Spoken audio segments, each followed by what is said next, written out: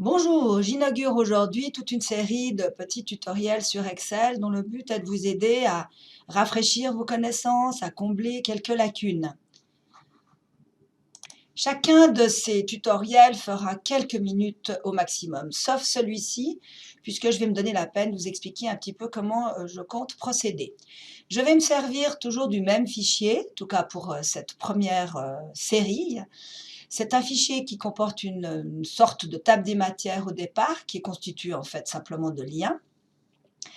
Ce fichier, il n'y a pas seulement des feuilles de travail et de démonstration, il y a aussi des feuilles qui correspondent à de la pratique.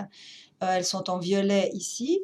Et puis, si on va tout au fond, on voit qu'il y a 4 feuilles de pratique avec des corrigés, parce qu'au départ, le fichier a été créé pour un milieu scolaire avec des examens et je donnais ce fichier pour que mes élèves puissent s'entraîner. Mis bout à bout, tous ces petits tutoriels correspondront à peu près une demi-journée de formation que je donne en présentiel. Si ce fichier vous intéresse, ainsi que d'autres d'ailleurs, parce que j'ai beaucoup d'exercices Excel, eh bien, il peut parfaitement être acquis. Il suffit que vous alliez sur mon site web, vous remplissez le formulaire contact et on se met en rapport. Ils sont vendus pour la somme quand même relativement modique d'une quinzaine de francs suisses, soit à peu près l'équivalent de 15 € pour la zone euro. Alors commençons par les concepts de base. Au sommet de chacune de mes feuilles, il y a aussi en général quelques petites lignes d'explication que vous pouvez lire. Il suffit de faire un arrêt sur image. Je ne vais pas m'attarder sur les manipulations vraiment de base, mais je vais rouler un petit peu plus haut ma souris. J'ai saisi ici quelques données brutes que chacun d'entre vous saisit certainement à l'occasion, parce que mon but, c'est de m'assurer que vous sachiez bien ce qu'il y a derrière Excel et ces données. Alors ici, j'ai mon prénom, mon âge, et oui, 62, et puis mon année de naissance, différentes données.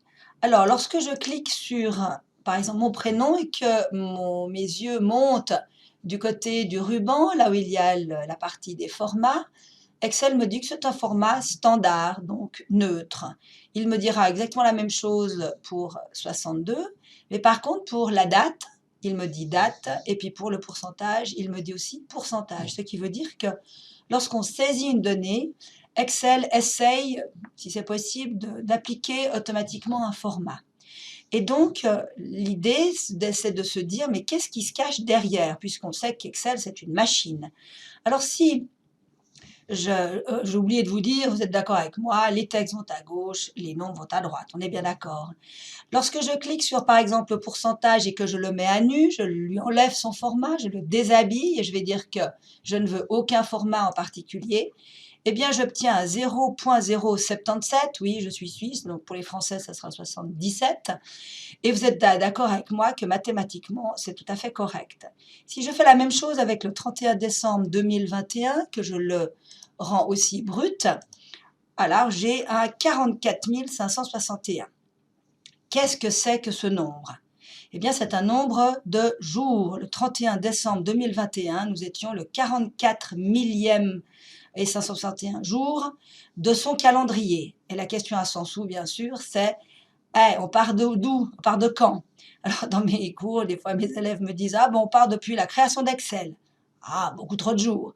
Après, d'autres me disent « Ah, ben, c'est Jésus-Christ. » Ah, ben là, il n'y a pas assez de jours. Alors, en fin de compte, sur la cellule qui est juste dessous, je vais saisir le chiffre 1, puisque j'ai déjà formaté la cellule en format date. Et ben, voilà, eh bien, le premier jour du calendrier d'Excel commence le 1er janvier 1900. C'est ce que j'ai marqué en rouge à côté, là, c'est le départ de la vie selon Excel.